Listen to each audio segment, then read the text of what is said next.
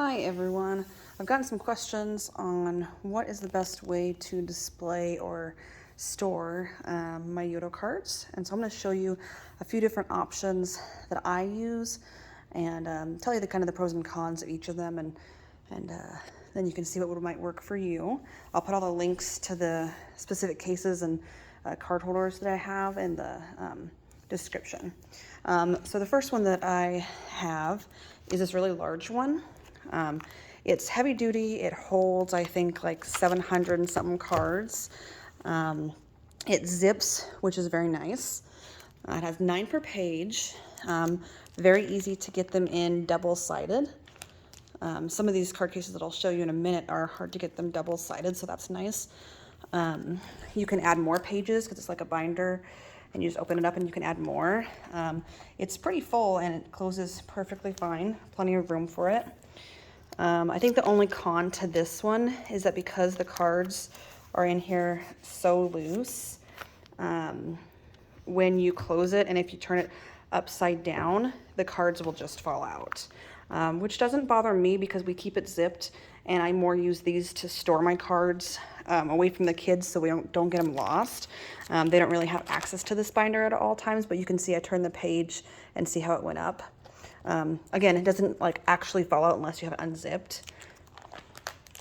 So there's that one.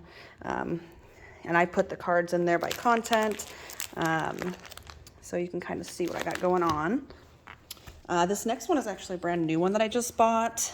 And they have it in blue or black, both space themed. This one kind of has similar issues. The cards are a little loose, so they will fall out. However, it's really only if you like turn it upside down.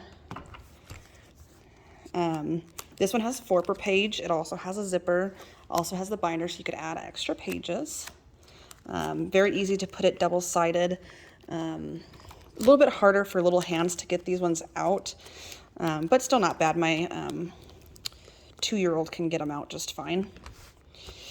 This one comes in a lot of cute prints. Love the look of it, and I was really excited for it because it's very small. You can kind of see the size difference, and portable, but you can only do the cards single-sided because if you put them on the back, then it is really hard for even an adult to pull out the cards. So we use this one for travel, and we just use it single-sided. It was only $8, so it's not a huge deal to us to only be able to use half of them. And we don't need to bring that many cards on the go anyways. But that is a con to this one. However, they don't fall out and get lost.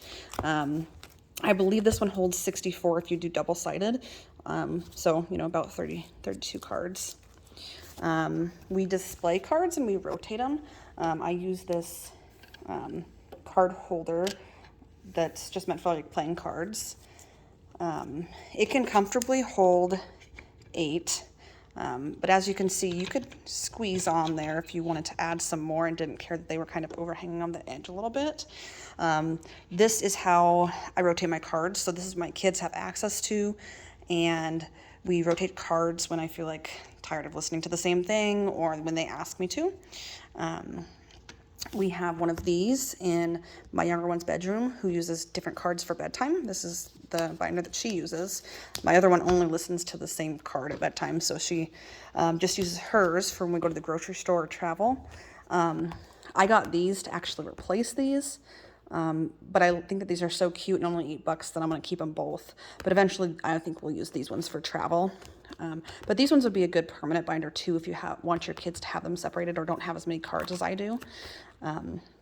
And again, I'll put all the links to these in the description. This one has a nice little handle that it comes with, as does this bigger guy. This one does not, but it's super small, so don't really need it.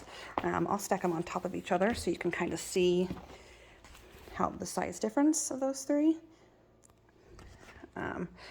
And you can kind of see the size difference next to the card brick. Hopefully that is helpful for you guys to decide. We certainly did not need to display cards like this, but I think it's just easier and more enticing for my kids. So I do prefer to use this for their access for every day. But you could certainly just use these, and that would be just fine too, especially if your kids are older. And my 20-month-old can put the cards in and pull them out of the slot really easily, so it's not, too hard for younger kids to even use. Thanks.